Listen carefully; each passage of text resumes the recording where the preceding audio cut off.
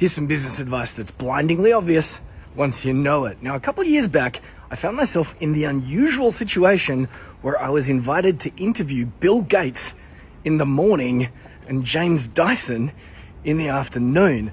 So, two billionaires in one day. I'd got an email out of the blue. I was running a magazine at the time. Would I like to interview Bill Gates?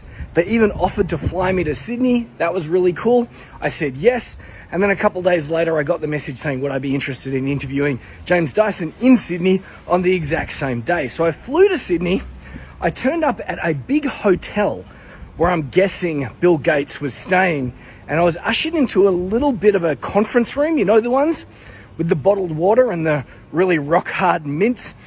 And somebody checked my ID. And I was ushered into this room, and there was Bill Gates sitting on this tall stool with his legs dangling there like Kermit the Frog, sipping on a bottle of water. And I was given a low chair, right? So I'm sitting on my low chair with my notepad, pen and paper. The dynamic had been carefully orchestrated and constructed.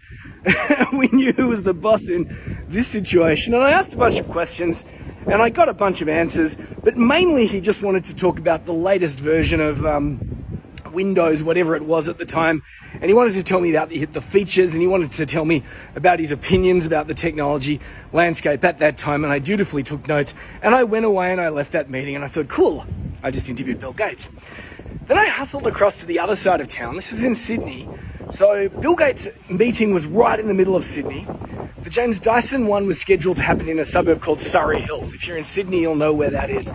So I hustled across to Surrey Hills, to an address, and it was like this 5-6 story building in Surrey Hills, and there was an elevator, and he was on the 6th floor, the penthouse suite. So I clicked that button on the elevator, went up, and the door opened, and it was just James Dyson, and he just invited me inside and said, come on in, James, can I make you a coffee?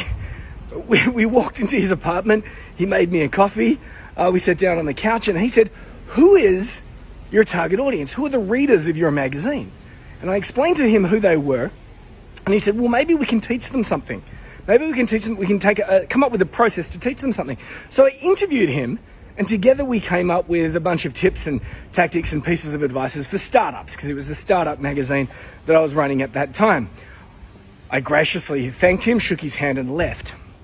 Now, here's the interesting moral of this story, and that is the Bill Gates interview appeared in our magazine and online, and it had the longevity of a common housefly.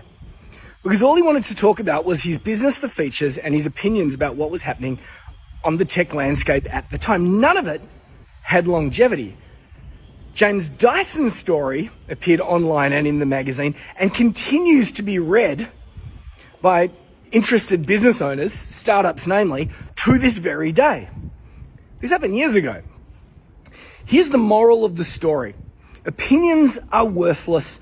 Instruction is priceless. Everybody has an opinion, but they're not particularly useful. If you met, Tiger Woods, would you prefer for his opinion on the PGA, or would you like him to teach you how to improve your golf swing? So how do I take my own advice and transform this long-winded story into some instruction? Well, begin with the words how to. That's the easiest way to transform opinion into instruction. For example, how to create content that's of high perceived value to your target audience that also has extreme longevity. That's what I learned by meeting those two people. Opinions are worthless, instruction is priceless. If you want to transform opinion into instruction, create content that begins with the words how to.